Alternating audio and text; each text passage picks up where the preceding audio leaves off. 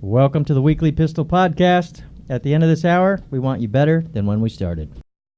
All right, what's good? What's good? 2020. Woo! Good. Happy New Year. Hello. Everybody had a good New Year, I take it? It was a good Yeah? start to the year. Yeah. Awesome. Everybody's back. Some of us are drinking less than or more than Oh, I drank enough to last. the whole year. I was a good boy. I stayed at home and did nothing. Those are firefighter shit. You're used to that. Yeah. All right, so for those of you back in 2020, appreciate you guys coming back. I'm Mark. No, you're not. I'm Manny.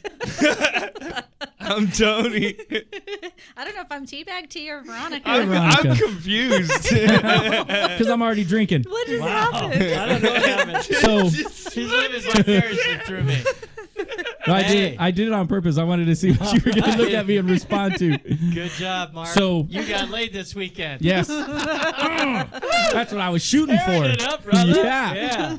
Living vicariously I've through heard Mark. about Man. There may or may not be video of me on the internet. Yeah. Mark. If you see me with a Lone Ranger mask on,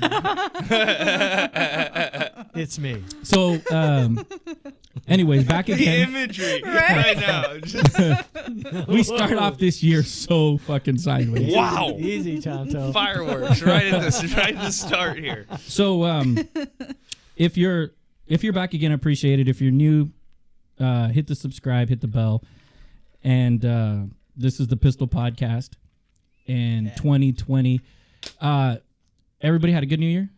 Yeah, really Yeah? good. Yep. Splendiferous. Everybody got what they wanted for Christmas. I didn't get those winning Powerball numbers, and it's No. up to 250 million or something. You still got a shot then. I know. So I still play. before we get started, I want to read something. Veronica had put out. Calm down. There's more to this. When you stop me like that, it sounds Hopefully. crazy. Hopefully, her husband knows about that. Right? I'm in trouble now if he doesn't. So how about if I say Veronica requested Oh, so something different. from all of us for the Instagram and the Facebook, Excuse me. and clearly if you follow us, you'll see us on there. But I just wanted to read something. I'm not reading it because it's addressed to me. I'm reading it because of the person that sent the comment.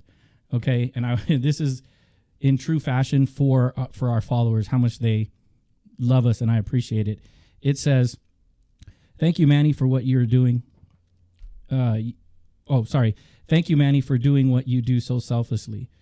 From a mama of a child, now a man living with PTSD, far from home and family, I am comforted to know he's got a wonderful, solid support in Pistol. Wishing you all a happy, healthy 2020. Why you gotta get us all emotional? And it says, are you ready for this? Love, Mama of Teabag. Oh, that's awesome. that's awesome. The man. fact that your Oh, mom... Mama Kate came Yeah, through. the fact that your And I mom... don't even have Facebook, so I don't even know. I saw that, The, man. That the was fact awesome. that your mama just owned Teabag is just that we just destroyed her little boys. Yeah. Like, I'm going to get her a shirt that Oh, says Mama Mama of Kate. Teabag. Mama of Teabag. That's awesome. We should totally just... Let's send it to her over there, and that'd be awesome, Mama of Teabag. I'll Oh, chip in on jeez. that. But in all honesty, I appreciated all the comments that everybody left. Yeah. Again, this is a joint thing from all of us doing it. Everybody that's helped or supported us, it means the world to us. It lets us keep going and helping officers, and hopefully here in 2020 we'll be able to help a whole lot more. So, one of the things that we probably touch on, but we don't really address so much, which should be addressed, and is suicide. And we have got comments about, it's sometimes we're too somber, sometimes we're what it was like negative and shit like that. And this isn't the easiest topic to make fun. Right. I mean, we can make fun of ourselves after everything and pulling through and the stupid shit we do, but in all reality, suicide's killing us at a higher rate than bad guys, and that says a lot for the time we're in, because we're already living in a violent time. So Veronica, you had the stats for last year. What were the stats for last year? So police officers who died by suicide in 2019 was 228. 228. Now, we've already had 2 for 2020. Are you kidding? Fuck. We've already had 2. So It's the 4th, man. I know. No, today's the. Is today It's the 4th? This is the 5th. Oh, It's okay, Jesus. Mark. I lose track of time. that's insane. All right. Uh, I'm behind a day already. Yeah. So, That's incredible. it's Well, yeah, and I don't know if you saw, but there's also been 124 Yeah. firefighters Yeah. last year. yeah, and that's something that they're just putting on, and that's well, coming. and that's still kind of a foggy number, if I'm not Oh, for sure. Most Well, the of numbers- mistaken. the 'Cause numbers it are wasn't bad. even really taken there's no actual national Right. like study or anything, Right. Which is complete and utter blasphemy, Right. Frankly, And the It is. Blasphemy. so the Bad yeah, euphemism. that's coming from Blue Help, and I think that that's what people are just submitting. So that Right. number is way Way low, out, way right. low. Right. I think on their website it said like 35 or 36 were retired, right? Mm-hmm. Yep. So when you think about that, more are doing it while they're still working than when they're at home and have more time to themselves or No camaraderie. nothing there. No support system. And Right. and that's still just the people that are coming in. So I wanted to, we have over podcasts, I review them every once in a while just to see what we've talked about in the past. We always just skim over it. Yeah, we do. And Out of fear. and look, I don't know it's if it's too deep and too emotional and right. Yeah. too crappy to talk about, man. Who the fuck wants to talk about it? you know? Well, yeah, and I think sometimes Not even the people that are contemplating it. exactly. right. Yeah. And I think sometimes we think that if we discuss it, it's almost giving people permission, right? So and that's not the case at all. Not at all. No. Yeah. You know, if somebody says, you know, I've thought about it, or I know somebody that did it, and they see that we're still pushing through, they're like, oh, well, give me permission to maybe push someone over the edge to continue. But I'm hoping to have the opposite effect, Yeah. which is it baffles my mind to think that, not that I didn't think about it, it wasn't overt, but when you get to that point where that's your last resort and you feel like you can't reach out. And hopefully in 2020 we can start shifting it the opposite direction, because it's been in a horrible direction forever. Mm-hmm. It was something that was just attached to police and fire and vets. You know, oh, they drink, that's what they do. Oh, they multiple marriages, that's what they do. Right. You know, oh, they kill themselves, that's what they do. And it was almost like the people were just immune to it. And hopefully with this, we'll spark the conversation. More importantly than just sparking, touching a nerve with people out there who are contemplating it. Exactly. And yeah. let them know that, hey, you're not alone. Okay, you don't have to reach out to Pistol. You don't have to reach out. There's hundreds of things you can do. Fuck, if you don't want to reach out to Pistol, you reach out to me. I can speak for everybody here. I'm not going to, because they can all attest to it. You reach out to any one of us, and we'll get you the help that you need somehow, some way. Pistol's not just here for local stuff, meaning just in the Arizona area. We've gotten calls from all over pretty much the nation. We have members that come from all over the nation and the world. Mm-hmm. And there you can actually That's my top contact. that's your top one. What is it? Suicide prevention. Yeah. And 800 number. and so, you know, we will do everything we can to help. Scholarships apply for all the officers, all the firefighters all over the world. You need help, call us. You know, we're not hemorrhaging money by any means, but anything we have Right. will definitely be yours if you're hurting. So with that being said, when I was talking about the suicidal thoughts, it wasn't overt. Like, I didn't think to myself, when you hear screams, you would, like, I remember thinking it needs to stop now. And I don't know why suicide didn't, like, just blowing my head off just didn't appeal to me. It wasn't a religious thought, or maybe I'm just too fucking scared to do it. But I became very reckless, like almost wanting somebody else to do it for me. Yeah, I had seasons of that too. Yeah. Yeah. So very early on, I was still working at the time, and I was struggling with PTSD on meds and the screams, and I would actively call my backup off, guys with guns. Yeah. Then my partner, I'd roll up on first on scene and. I'd go into a call and I'd call everybody else off. I'd go into another beat and take I'll take dispo, cancel the 907. Right. Well, what I would do is like a hot call. The hot tone go off, and it'd be subject with a gun. I'd be first on scene. Witnesses are like, "Oh yeah, he went eastbound." Then I'd get on the mic and be like, "Suspect went westbound," right? And then I'd go eastbound. Wow, dude. Oh shit! What's wrong with you? Yeah, That's and stupid. because I had so much anger and so much rage, I was like, either I kill him or he kills me. In my belief system at the time, that was a win-win, because what a shooting would have done would taken me immediately off the streets. And in my mind, because I was hearing screams and it wasn't what most people would consider a traumatic event, because we think of shootings and we think of getting shot, I just didn't have the pride to take myself off the street because of my PTSD, right? Because I'm thinking, why should I be fucked up when I know people have been shot? I know people that have lost partners, and I'm struggling. So, looking back, it made sense to me at the time. I figured, if I'm shooting and he's shooting, one of us is going to got, or both of us. But at the end of the day, it'll stop. That's how important your story is, man. I'm serious, because do you know how many officers are out there right now, and they didn't go gun to gun, they didn't get in a shooting, they didn't drop a hammer on somebody, but they had all of this stuff cumulatively building up on them, and the one that you would never say, well, this will be the one that breaks this camel's back. I'd venture to say that's the majority of most I PTSD think you're right. cases. I think you're Yeah. right. Yeah. Yeah, I like think the you're right, man. rarities that Yeah. your story or mine Yeah. or that's the rarity, but Right.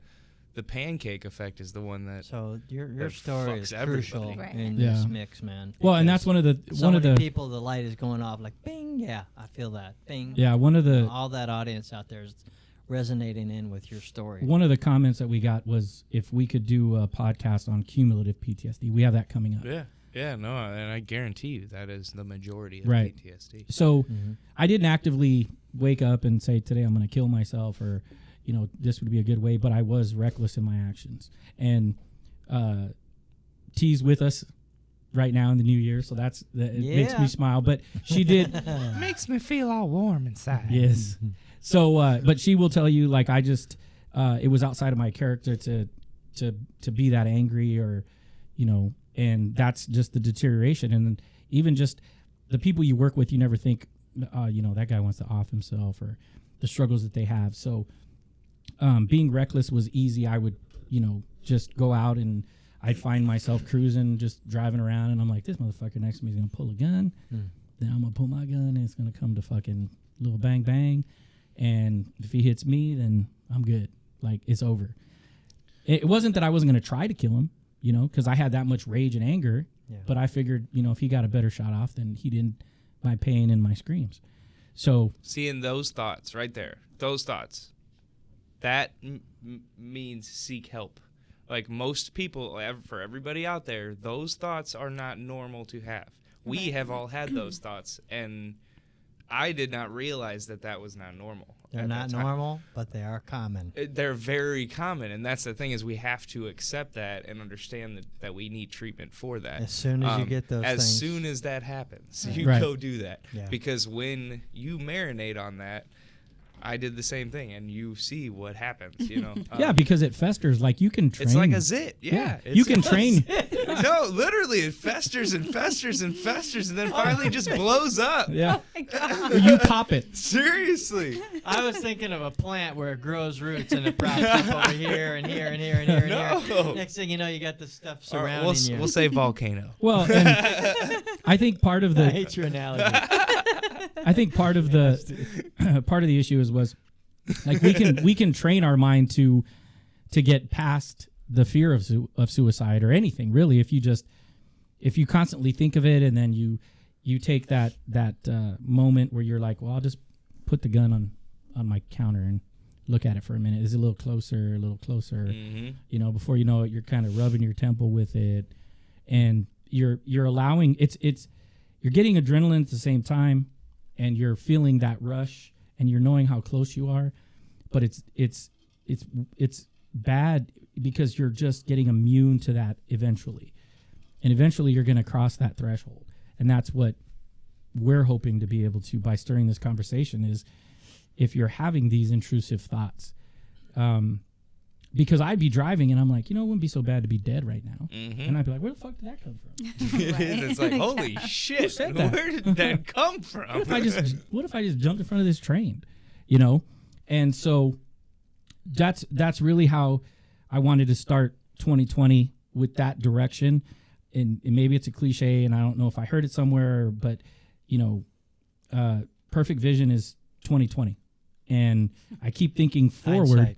Hindsight too. Hindsight's 2020. But I keep thinking, looking forward with a clearer vision of what needs to be addressed as quickly as possible is not just the PTSD in law enforcement, but the rate of suicide that these officers are taking their lives. Like, yeah, this is an epidemic. Right. Yeah. Like, this isn't something to fuck around with anymore. We have to take care of this Right. as So- quickly as possible. I'll start with, because I know Mark's is going to probably be the most interesting, not that I'm looking for conversation, but I'll start with Teabag. Not at all. And what were you? Did you have a lot of suicidal? Did you try? Did you attempt? Yeah, so 3 times in my life have I guess been suicidal. But still, I mean, as we talk about this, even like I still, every once in a while, still have that once in a while thought, like, hey, you could do it. Yeah. Like that little guy on your shoulder, like, hey, it could happen. But it's just having that constant, I think, clinical training or whatever it is, clinical treatment even, of knowing how to combat those voices. Therapy, and put you them mean. back. Therapy, Right. yeah. But yeah, no, so 3 times I've been there. The first was about 3 months after the kids perished on me. I was laying in bed with a gun in my hand, just watching this fan just like circulate and circulate and circulate, and like laid there for God knows how long. I mean, like 3 hours maybe. Nobody was home. My ex-fiance had obviously left because she's an ex-fiance. But yeah, no, she had left me So right sick of after. her. Right. So sick of So her. right after the event, she actually, like the incident, my critical incident, she left. So then it like sent me into an even deeper hole, and so that's when that all happened. But yeah, What were I didn't touch on mine, but what were your feelings at that time? Can you describe?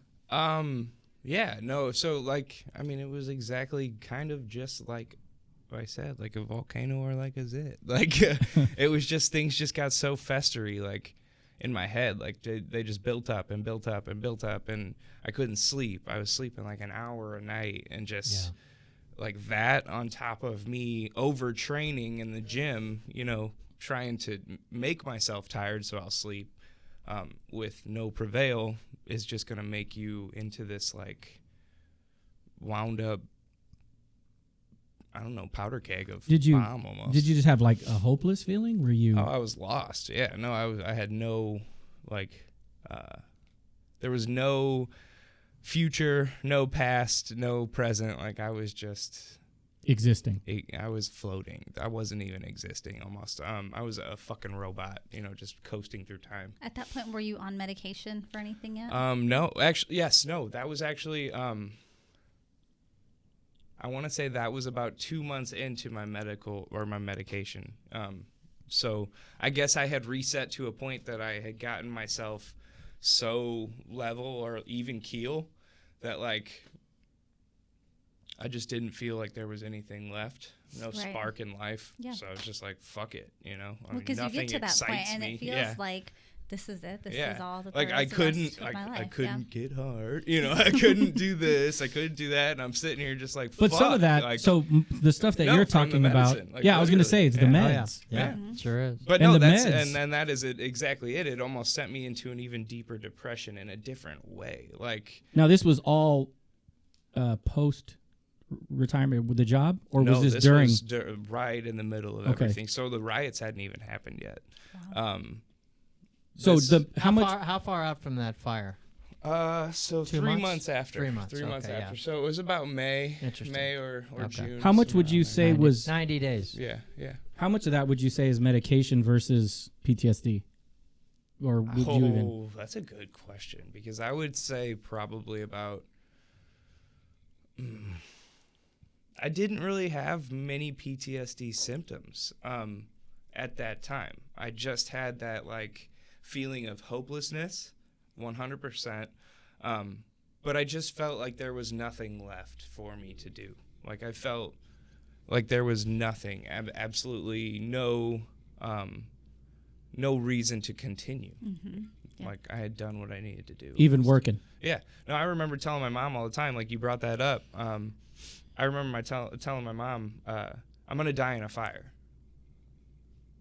Why? Like, where the fuck does that come from? Like, no, I just remember every time saying, Mom, if I don't come back, I'm going to die in a fire, blah, blah, blah, blah, blah. And I think she realized that was fucked up, that I was starting to say that, because it came out of nowhere. And then, everything happened with the riots, so Did you kind find of just flooded over, and like I almost got washed away with that then. Were you just more reckless like I was? Oh, big time. Yeah. Got fucking speeding tickets, got, all this shit. Yeah. So when I was drinking, walk us through the first time. What was was there did something happen that day? No, that's a great point. So I had it was a fresh breakup with my fiance. So we had a little like meetup type of thing, like, hey, are we gonna do this again? No thing, blah blah blah blah blah. Ended pretty badly. So that kind of sunk me down. And then I was actually supposed to go to work. So I went into work that morning. We had fought because she was a nurse, so she went to work around like 6:30, something like that. So we had been fighting since like 5 a.m. I go into work at 8. I go into work. I got sent home for yelling at my captain, like blowing up on my captain, like mid-shift.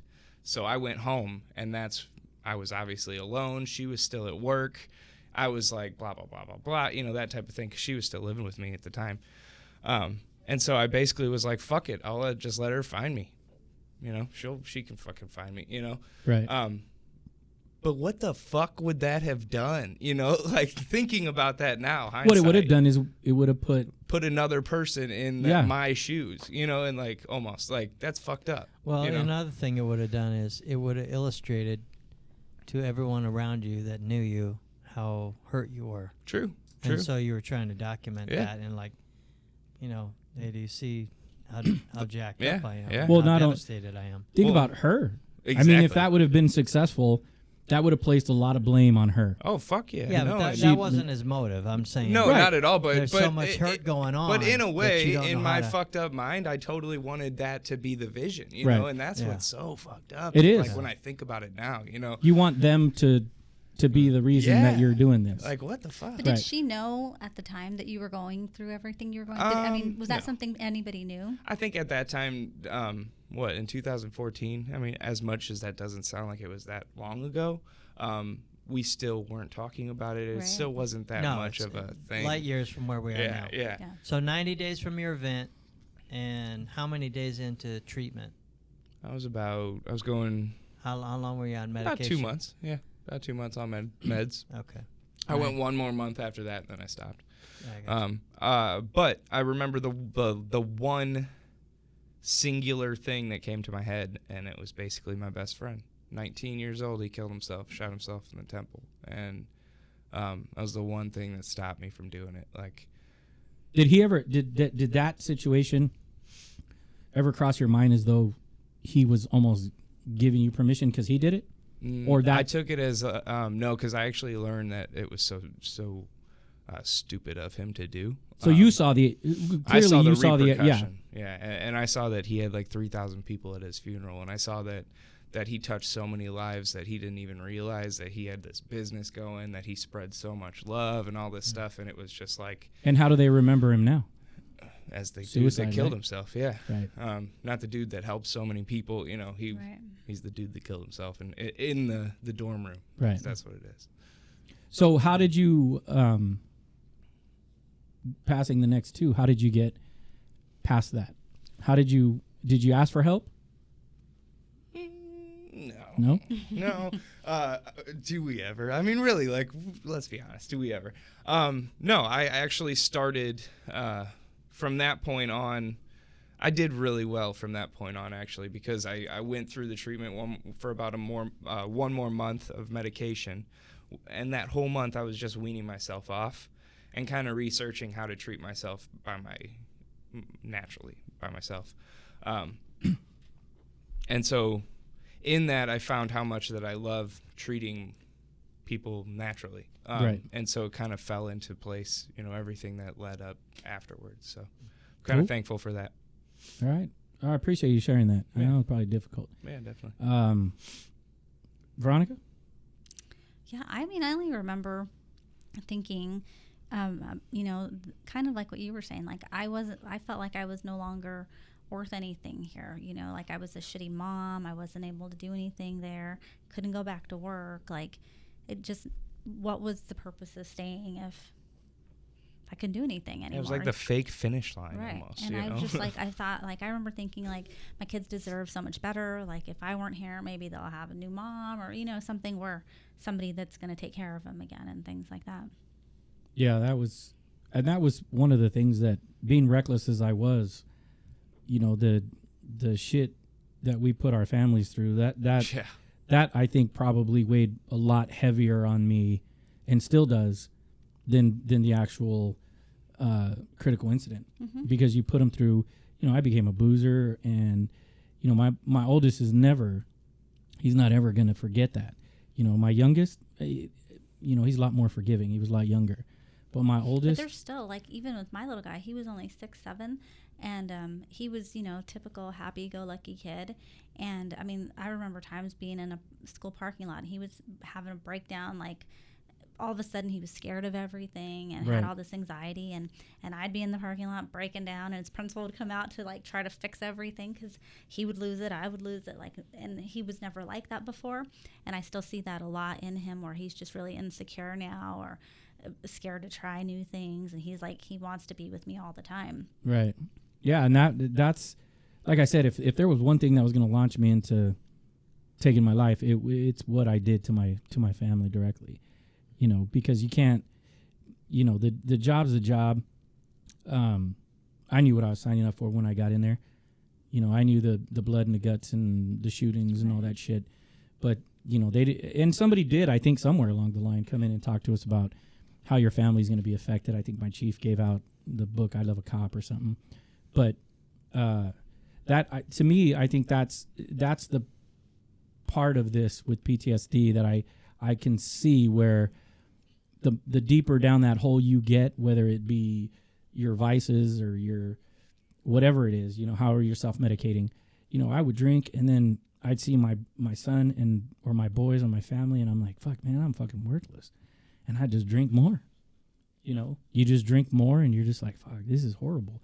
And there wasn't one particular thing that, like, one day I just woke up and was like, fuck, I should fix this. This was years of therapy. I was going to see my psychologist twice a week, Mm-hmm. doing EMDR, and then still talking to people in Pistol, going to group. This was a fight for my life at this point, and probably my family's, because it was going to be destroyed, by me. So it definitely wasn't, like I said, it wasn't overt, but I knew what my actions were going to cause. So you didn't have any, did you get reckless? Was drinking a way for you to, I remember one time I was drinking so much, I thought, man, I'll just drink and not wake up. Did you ever get to I that don't know point? that I ever thought that way. I knew that, like, I would get home and I would just feel like shit. Like, I'd finish my shift and I'd get home and I just drank and I'd pass out on the couch, and at some point somebody would wake me up to go to bed, so, like, I don't know who fed my kids.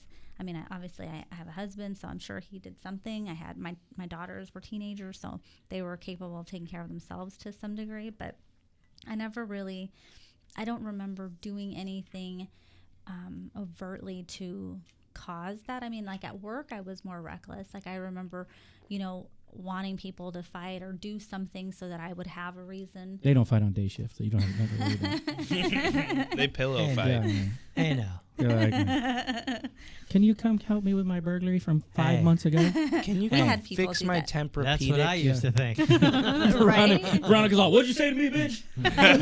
Oh. We can start this fight right now. I know, and that's kind of how it went for a while. Like anytime I saw I had an opportunity, I would almost instigate something just so somebody would do something. And What did never you know. hope to gain out of that? Probably just some kind of stress relief, right? Like just that adrenaline dump of getting into a fight or something. Like, You know what I used to think was, the reason I asked that question is because wanting to get into a shooting, in my warped mind, I thought getting hit by a bullet and being in that pain was better than the pain that I was dealing with.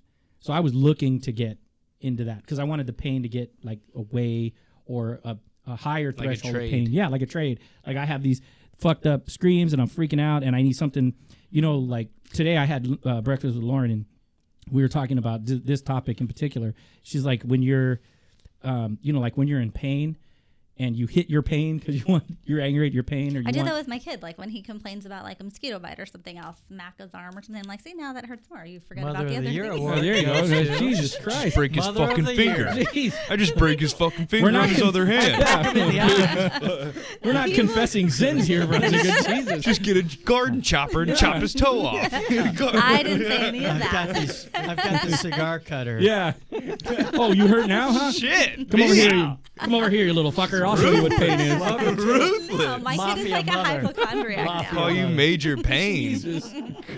No, my kid's like a total hypochondriac now. So if he's got a mosquito bite, like it literally just I would be too. no. He's going to dad. Don't go tell your mom. No, she. He's like, I'm good. I'm Let's good. scratch it. I told her I stubbed my toe and she slapped me in the face, Dad. I don't know what the hell's going on. Broke my arm.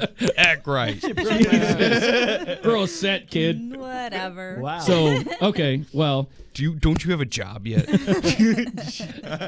But to say what you were saying, like, no, I thought for me it wasn't replacing what was happening, the pain or the anything. For me, it was just an outlet, like, because I still had to be, like, I didn't have a place to just go and like get any of the anger that I was Like feeling and all outlet. of that. Yeah, I just needed an outlet. Like, I just thought.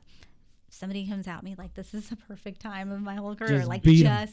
like I'll be throw 'em a bone. justified in doing Yeah. something. So it didn't All right. work out that way. Well, I appreciate you coming clean about beating your child. That is not true. Totally different topic, but okay. Thank you, mommy dearest.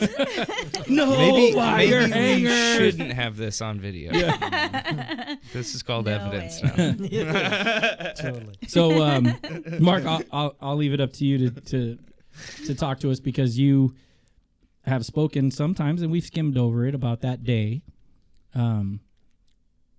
Well, as everybody's telling their story, I'm like, yeah, I did that. I did that. I did that. Like a and I did that. checklist, right? And so, I mean, everybody that's listening to us is going through the same thing. And it's initially when I got off after my shooting, after my 3 days off thing, I came out on the street and it's like, man, don't, I would yank that gun out and like almost make people muzzle punch their face almost. That's how bad it was. I was like, oh, I did just ask you for your driver's license and registration, didn't I? I said, okay. So it's in your back pocket. And I was just way over jumpy, way over adrenaline surged. I don't know. I have to disagree with you a little bit because we would go to Sims training, and then after Sims training, everybody was a fucking threat to me. Like my gun was coming out. It's just you're just ready. Yeah, and Right? that's what I'm saying. So I think that's probably a normal reaction after a shooting. Like you're just ready to go. probably. Right? Yeah, because your adrenaline is still high. You're Right. still high so high, strung. so Yeah. high. And Yeah. you're right. I've came out of Sims training and gone out to the street and noticed that I was all amped Yeah. up, way higher than I should have been. So I noticed that right away, and then I started going to like if calls came out in that vicinity of where my event took place, then I went from that to scared of it. No, you know what? I'm not going. I'm not going. Did you I'm not just going not to that. want to go to that area? Yeah, I wouldn't go in there. And I mean, I was in that park at one time, and a call came out, and I mean, I busted ass, and I flew out of that park, and like another officer caught me coming out, and they're like, "Just come on in with this with me." I said, "No." I said, "Get somebody else." So then it went from over overreacting to complete fear. And then I was like laying low, and then so I hit that valley, and then I came out of that, and I was like, you know what? I want that shot. Take that shot. You want it? Give it to me. You know. And then I don't know why, but I know my sleep deprivation my sleep level huge was part going of it. down. And that's when I started not wearing my vest, and then I got called on that. So then I would wear my vest in without any panels in it, and they're still So like, that was Fuck. that was and just I'm like, yeah, fuck it. I don't care. What was the point? What was your thought process when you were doing that shit? I don't know, but I had so much anger and so much adrenaline surged up. I was like, nothing can hurt me. Nothing can hurt me. And you know what? You want it? You want it? I'll give it to you. Come on, let's take it. Right. You know. And so when you were talking about, I'd send somebody east when I know the call went out west, and so I was doing that too. And then 6 months into it, like I went, you know, back then my department, they had nothing. I mean, there was no care other than, you know, they sent me to this stupid counselor. Yeah, that this is what, 15 years? 15 Yeah. years ago. Yeah. So back then, I mean, we had nothing. They sent me to this, you know, half-assed counselor. And anyway, so I knew I was going to get no help out of that. And, you know, I started spiraling further and further and further down, and like drinking. Oh my gosh, I can't even tell you the amount of alcohol I was drinking, but it was sick. And I was doing that and doing anything I could to try to, you know, knock myself out, put myself down, taking over the counter, sleeping stuff. And so as far as suicide attempts, I think the first real thing I was trying to do was get killed in a line of duty. That's what I really wanted. I really just wanted to get wiped out. I was so sick of this and dealing with the screams and this stupid gun going off in my face. I said, I'm sick of this. I want it over. I want to take that shot. I want to take that shot. I want to get hit. I want to actually get shot.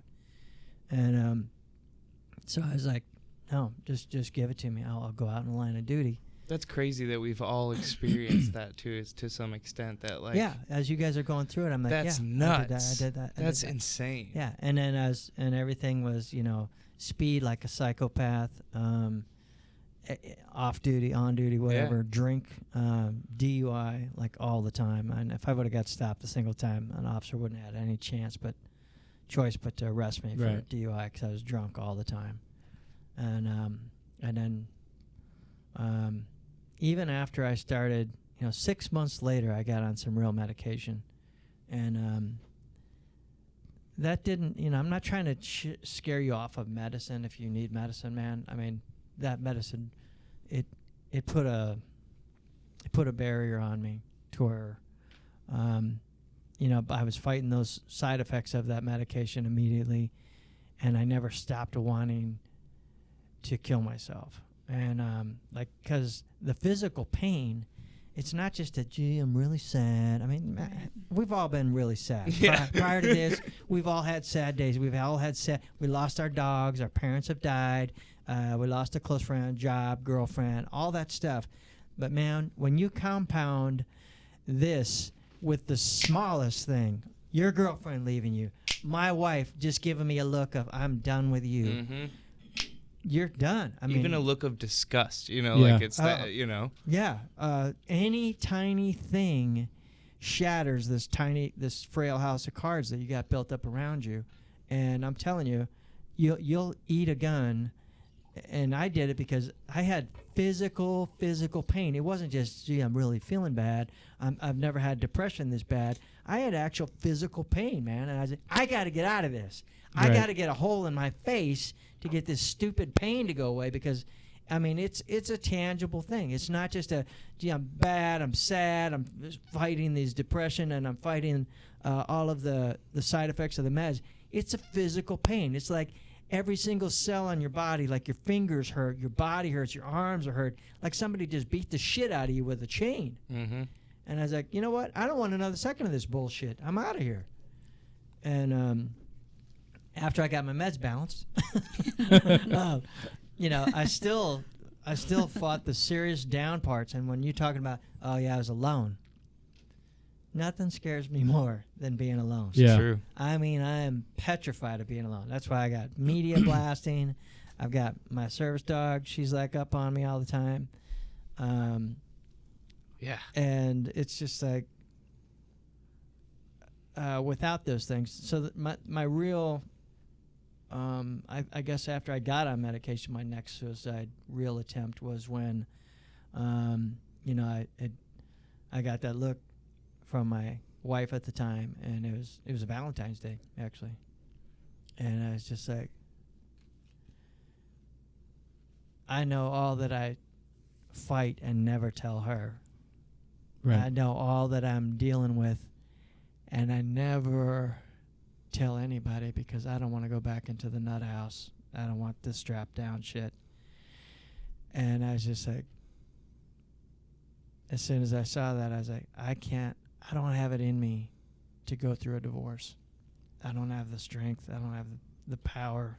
I don't have the legs to get through that.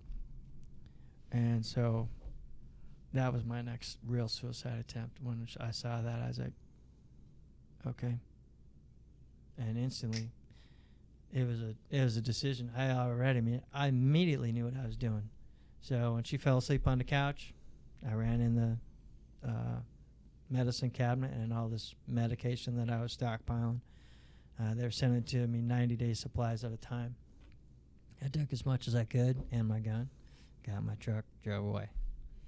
Went to the closest bar, started slamming doubles, boom, boom, boom, boom, to try to like, can you numb out of this? You know, can you numb out of this with your normal coper, which is alcohol? Right. And couldn't do it.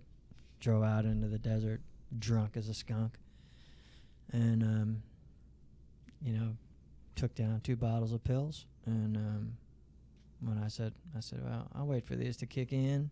When they do, I'll eat a bullet too, to make sure.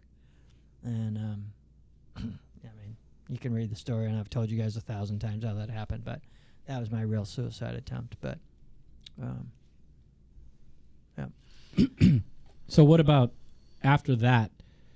What led you to?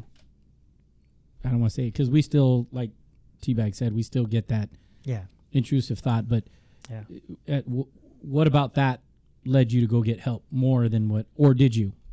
Well, I got locked up in the psych ward. He's like, I kind of got forced into it. Nothing like being locked down in a psych ward. And when I regained consciousness, there's a dude standing over me, and like he had this burrowed trough through the bottom of his chin all the way to the top of his forehead.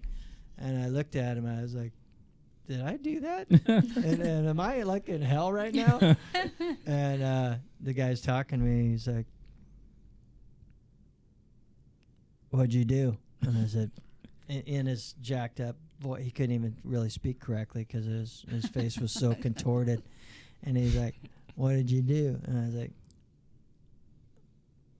I think I tried to commit suicide. And he said, that's exactly what you tried to do, and that's why you're here.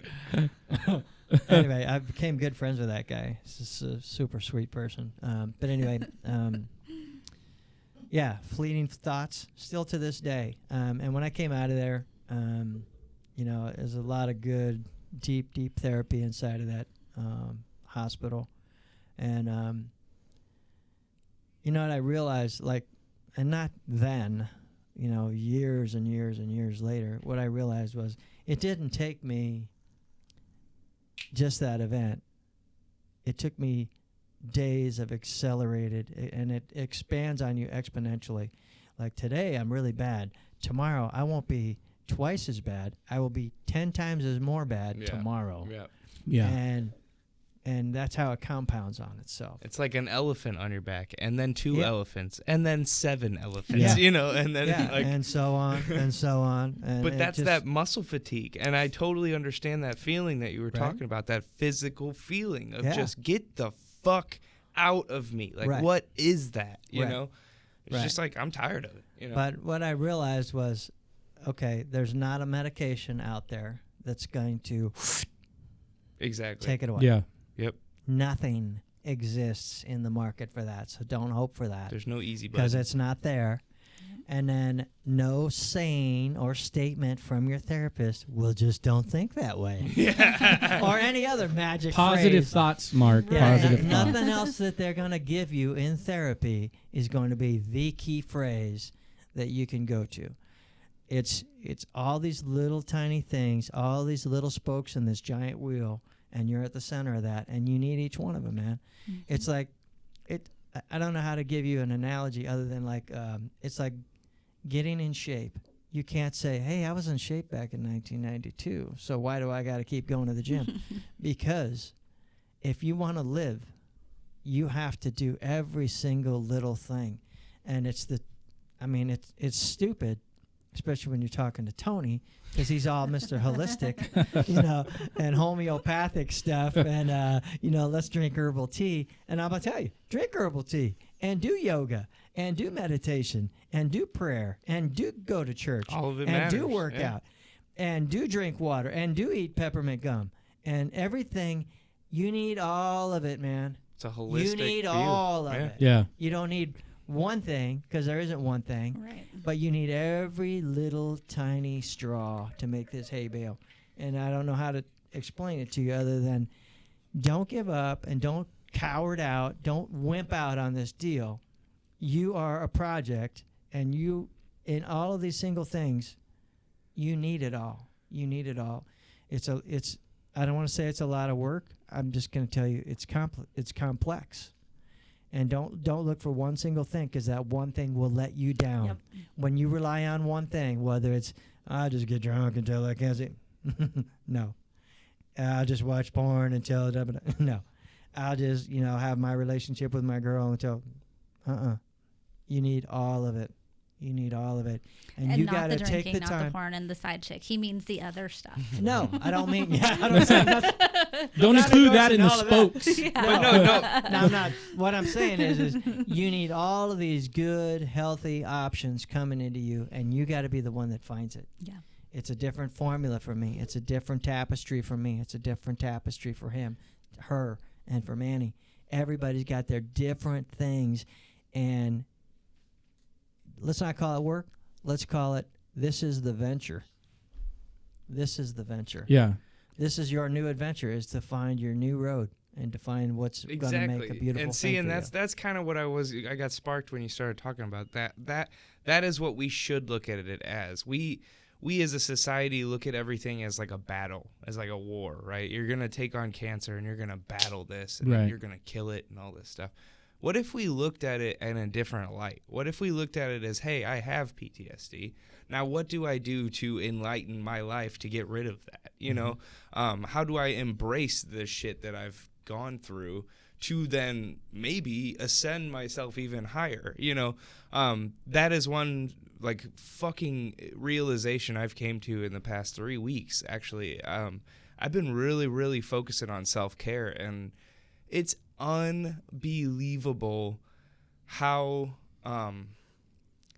healthy it is to take care of yourself. That's a corner turning for you as a care provider. Yeah, no, And as a servant. you're right. And as a public servant and as a cop and a firefighter, all you're worried about is the other, Exactly, the patient. Exactly. So you just made a huge revelation for yourself, man. And it Huge gives me turn. chills. No, it does. It gives me chills talking about it because it is such an amazing thing that I've came to, because it helps. I'm at work now just firing it off because I'm on a different level. Like, I don't need to think anymore. It's just reacting. Like, it's unbelievable what happens when you start with you. So start with you. Yeah. That's pretty much what I was trying to get at. So I appreciate you guys coming out, and like I said, Mark, do you want to read off the number for the suicide hotline that you have there? And I'll post it in a link below. So if you're struggling, if you're having these thoughts, you're definitely not alone. You at least know 4 people that have done shit to try to harm themselves. Well, What's the- and like, hit us up. We want to help. Yeah. You know, like Yeah. we either We do. can help some way, or we can Right. point you in a direction that can help. Yeah, National Suicide Prevention Hotline is 1-800-273-8255. 1-800-273-8255. So again, welcome to 2020. And What a fucking podcast! I know, to start right? that off. Yeah, Hey, you know great, what great. though? Be Good with us. Jesus. Be with us at January, the first week in January on 2021.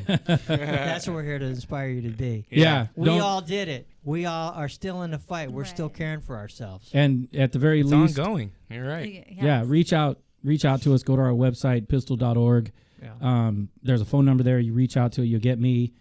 You know, I'll get you in contact with whoever you need. If we need to fly you out somewhere, somehow, we'll do it. Just be around for 2021 and help us raise awareness and bring those numbers down from the suicides. As always, everybody, to us, those like us, thank you for joining us. Love and We'll see you on the peace. next one. Veronica, what kind of cup is that?